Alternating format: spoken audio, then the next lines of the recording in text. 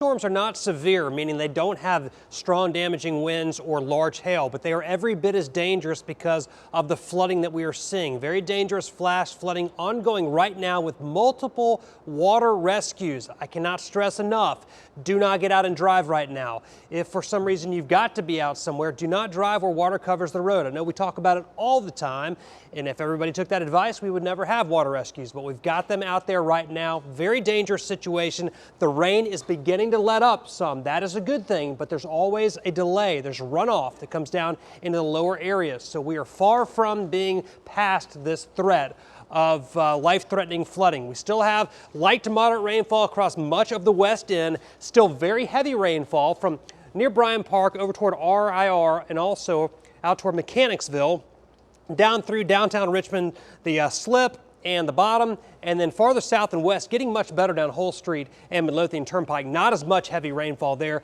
but it's still really pounding down out towards Sandston. And again, there's the flash flood warning. City of Richmond all the way down past 288. So this is going to be for 2 to 3 inches already fallen and 1 to 2 inches more possible. Look at some of these rainfall totals. Big swath from Maymont all the way down to near Bensley of over 3.5 inches of rainfall. Also along and south of 288. This is down near Iron Bridge Road and Beach Road, and also down near Woodpecker Road, over 3.5 inches in those areas as well. Heavy storms continue over down the 249 corridor out toward New Kent, and also out just a little bit to east of the airport. Showers and storms south side Virginia.